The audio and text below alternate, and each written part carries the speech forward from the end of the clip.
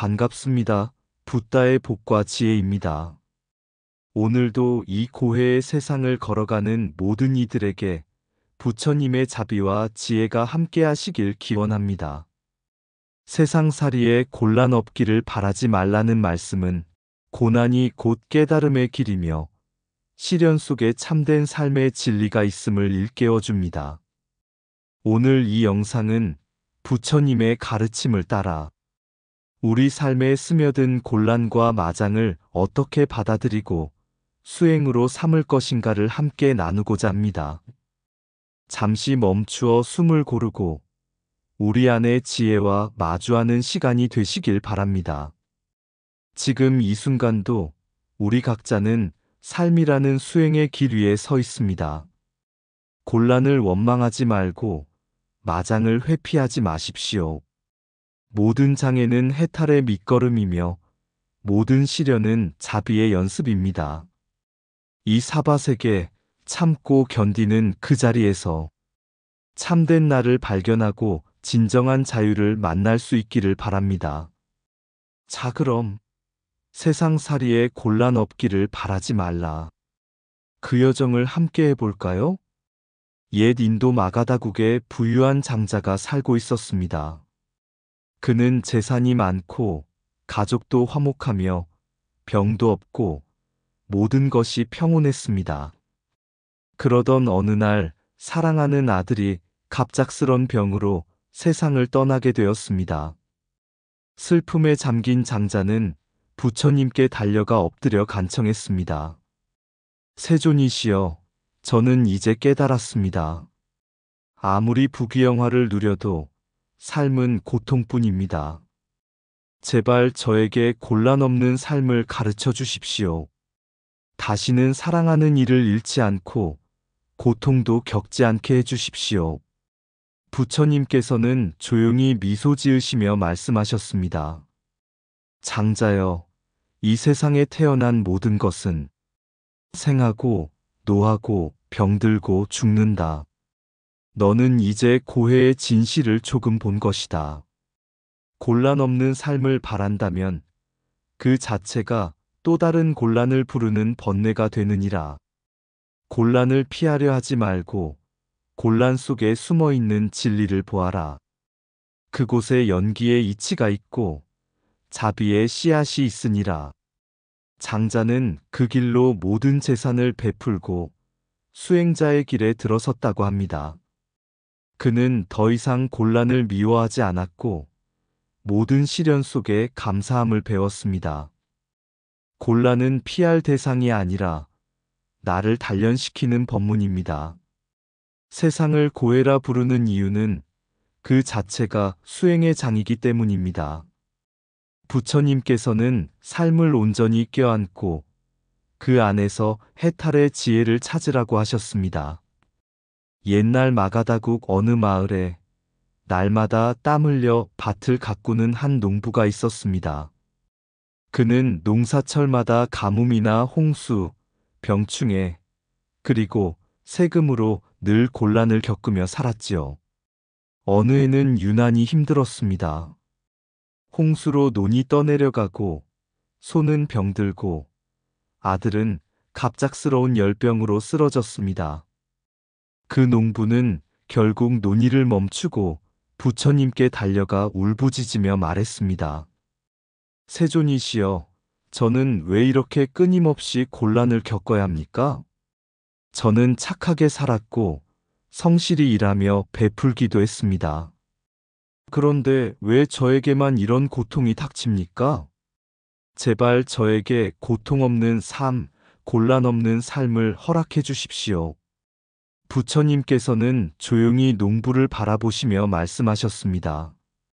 이 세상은 사바세계라 불린다. 이는 참고 견뎌야 하는 세상이란 뜻이다. 그대가 고통을 당하는 것이 부당한 것이 아니다.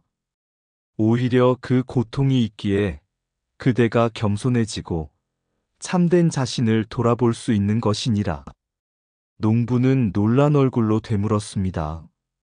그렇다면 세존이시여, 이 고통을 어떻게 견뎌야 합니까? 그러자 부처님께서는 근처 나무 그늘 아래 앉으며 나뭇잎을 하나 집어 보이셨습니다. 이 나뭇잎 하나가 태풍과 비바람을 견디지 못하면 뿌리를 내려 잎을 피울 수 없다. 곤란 없는 삶을 바라면 그대는 교만해지고 자기 힘으로는 아무것도 이룰 수 없게 된다. 고통은 그대를 단련시키는 연단이며 근심은 그대의 마음을 맑게 비추는 거울이다. 이 고해를 헤엄쳐가는 법은 고통을 피하는 것이 아니라 고통을 알아차리고 받아들이는 데 있다. 그날 이후 농부는 고통을 원망하지 않았습니다. 비록 땅은 가물고 삶은 여전히 고단했지만 그의 마음은 더욱 평온하고 깊어졌습니다. 그리고 그는 고통은 나의 스승이라는 말을 입버릇처럼 하며 살아갔다고 합니다. 부처님은 우리에게 고통이 없기를 기도하라고 가르치지 않으셨습니다.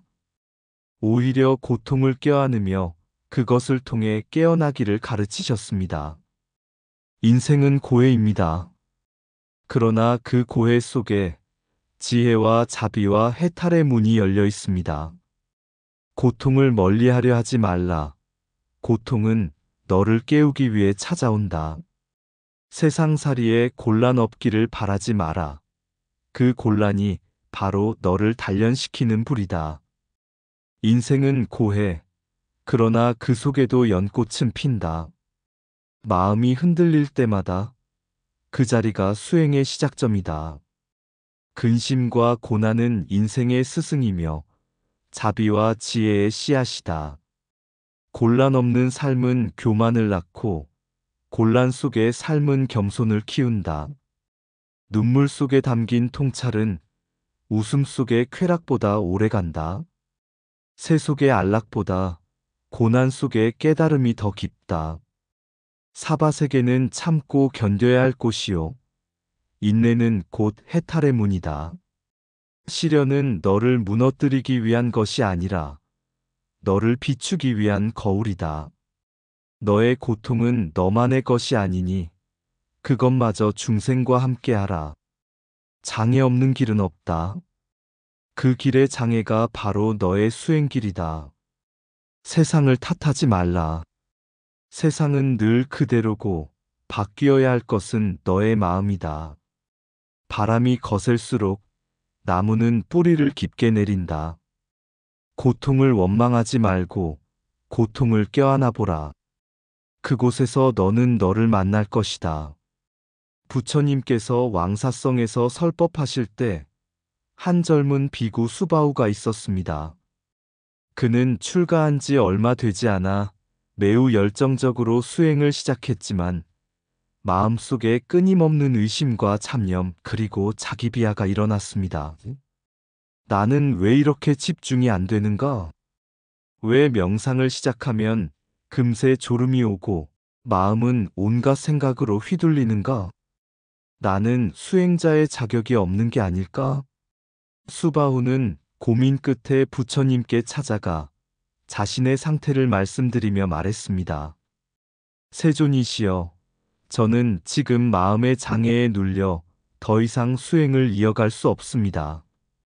어떻게 하면 이 모든 번뇌를 없애고 고요한 마음으로 나아갈 수 있겠습니까? 그러자 부처님께서 조용히 말씀하셨습니다. 수바후야, 너는 지금 장애를 없애려 하느라 더욱 고통받고 있구나. 장애는 없애는 것이 아니라 공부의 자양분으로 삼는 것이다. 번뇌가 일어나는 그 순간, 그것이 바로 보리의 문이다. 고요함만이 수행이 아니다. 너를 괴롭히는 그 혼란조차도 올바로 보게 되면 그것이 곧 깨달음이 된다. 진흙이 없으면 연꽃이 피지 않듯 마음의 장애 없이는 참된 해탈도 없다. 수바후는 그제야 자신이 얼마나 장애를 두려워했는지를 깨달았습니다. 그 후 그는 마음속에서 일어나는 번뇌를 억누르기보다 그것을 알아차리고 자비롭게 바라보는 수행으로 방향을 바꾸었습니다. 세월이 지나 그는 훗날 장애 속에서 가장 깊은 깨달음을 얻은 수행자로 널리 알려지게 되었습니다. 해탈은 평탄한 길에서 오지 않습니다. 우리가 삶에서 겪는 마음의 동요, 슬픔, 좌절, 분노, 그 하나하나가 진리의 문 앞에 놓인 돌문입니다. 그 문을 피해가지 마십시오. 그 문을 마주하고 껴안을 때 그 안에서 진정한 자유가 피어납니다. 이처럼 부처님의 가르침은 언제나 장애를 부정하지 않고 장애를 수행의 디딤돌로 전환하는 지혜를 전하고 계십니다. 장애는 멈춤이 아니라 깨어남의 시작이다. 고요함은 장애를 껴안았을 때 비로소 찾아온다. 번뇌 없는 수행은 없다. 번뇌가 바로 수행의 문이다. 장애를 외면하면 괴로움이 되고 장애를 받아들이면 지혜가 된다. 진흙 없이 연꽃은 피지 않는다. 고난 없이 깨달음도 없다. 삶의 고통은 해탈의 발판이다. 마음의 장애는 도망쳐야 할 적이 아니라 마주할 것이다. 해탈은 고요 속에 오는 것이 아니라 혼란 속에서 피어난다. 장애는 수행자의 길에 놓인 불친절한 안내판이다. 그러나 그 방향은 맞다. 잡념이 일어난다는 건 마음을 들여다볼 기회가 왔다는 뜻이다. 넘어지는 것은 실패가 아니다. 다시 일어설 의지를 심는 시간이다. 마음이 흔들릴수록 그 중심에는 깨달음이 숨어 있다. 두려움 없는 길은 없다. 그러나 두려움을 마주하면 그 길이 고토가 된다. 장애가 많다는 것은 당신이 바른 길을 걷고 있다는 증거다. 해탈이란 장애가 없는 상태가 아니라 장애 속에서도 자유로운 상태다. 어느 날 아난존자가 부처님 곁에 앉아 깊은 수행을 하던 중이었습니다. 그는 부처님의 가르침을 가장 가까이에서 듣는 제자였기에 마음을 모아 해탈을 얻고자 끊임없이 정진하고 있었지요. 하지만 그날따라 유난히 잡념과 졸음, 의심이 끊이질 않았습니다. 수행에 집중하려 해도 마음은 갈피를 못 잡고 오히려 더 불안해졌습니다. 결국 아난존자는 고개를 들고 부처님께 조용히 물었습니다. 세존이시여, 저는 지금 이 순간에도 부처님의 법을 깊이 새기고자 애쓰고 있습니다. 그런데 왜 이리도 방해가 많고 마음은 고요하지 않습니까? 저는 바른 길을 가고 있음에도 자꾸 시련이 생깁니다. 혹시 제가 그릇된 길을 가고 있는 것입니까? 부처님께서는 그를 향해 자비로운 미소를 지으시고 말씀하셨습니다. 아나나, 기억하라. 많은 나쁜 것이 아니다. 마장은 수행을 가로막는 것이 아니라 수행을 도와주는 도반이다. 바른 길을 가는 자일수록 만은 더욱 성해진다. 이는 호사다마 좋은 일이 있을 때 마장이 따른다는 우주의 균형이니라. 그리고 부처님은 이어서 설명하셨습니다. 태풍이 거센 해일을 몰고 오지만 그 바다밑 깊은 곳에서는 진주가 자란다. 마장이 일어날 때는 너의 서원이 진실해지고 있다는 증거다. 시련은 서원을 단단하게 다지고 고난은 마음을 벼리어 진리를 꿰뚫게 하느니라. 아난존자는 그 말씀에 눈물을 흘리며 큰 깨달음을 얻었습니다. 그는 이후 수행 중 생기는 모든 마장과 시련을 오히려 감사한 마음으로 받아들였고 끝내 모든 번뇌를 끊고 진정한 해탈의 경지에 이르게 되었습니다. 많은 어두운 그림자가 아닙니다. 그것은 오히려 우리의 수행과 인생의 방향이 바르다는 것을 증명하는 반대의 힘입니다. 호사다마, 좋은 일에 마가 따른다는 말은 겁을 주는 말이 아니라 깊이 있는 서원을 더욱 견고하게 만드는 진리의 법칙입니다. 마장은 수행을 방해하는 적이 아니라 깨달음을 이끄는 도반이다. 서원은 시련 속에서 단단해지고 마장 속에서 검증된다. 좋은 일에 마가 따르는 것은 바른 길을 가고 있다는 증거다. 혼란은 서원의 무게를 견딜 수 있는 마음을 길러준다. 마장을 피하려 하지 말고 마장을 껴안아라. 거기에 진리가 있다. 어두운 밤이 깊을수록 새벽은 더 가까워진다. 호사다마는 두려움이 아니라 균형의 법칙이다. 크게 빛나는 서원일수록 크게 흔드는 마장이 따른다. 수행은 조용한 길이 아니라 흔들리는 길 위에서 더욱 빛난다. 삶의 방해가 많을수록 그 안에 숨겨진 의미도 더 크다. 마장이 올 때 마음이 단단해지고 수행이 깊어진다. 진정한 서원은 고요 속이 아닌 시련 속에서 빚어진다. 세상에 시련 없는 뜻은 없다. 마장 없는 수행도 없다. 마음을 흔드는 자극이 클수록 그 안에 있는 서원의 빛도 크다. 부처님께 가까이 다가갈수록 마장은 더 가까이 다가온다. 그 순간이 진짜 시작이다. 어느 날 수행자 한 명이 깊은 숲속에서 정진하고 있었습니다. 그는 부처님처럼 깨달음을 얻고자 매일 명상하고 경전을 외우며 스스로를 다잡았습니다. 하지만 이상하게도 수행이 깊어질수록 졸음, 짜증, 의심, 분노, 유혹이 끊이질 않았습니다. 마치 어디선가 누군가가 자꾸 그의 마음을 흔드는 듯 했습니다. 수행자는 괴로워하며 하늘을 향해 외쳤습니다. 부처님, 저는 바르게 살고 싶습니다. 그런데 왜 자꾸 방해가 생기고 왜 제 마음은 이렇게 혼란스럽습니까? 그 순간 그의 마음속에 맑은 소리가 울려 퍼졌습니다. 수행자여, 너의 길에 나타난 만은 너의 적이 아니다. 그 만은 너의 서원이 진심인지 시험해주는 도반이다. 네가 흔들릴수록 서원은 깊어지고 네가 포기하지 않을수록 그 마장은 곧 사라진다. 그는 비로소 깨달았습니다.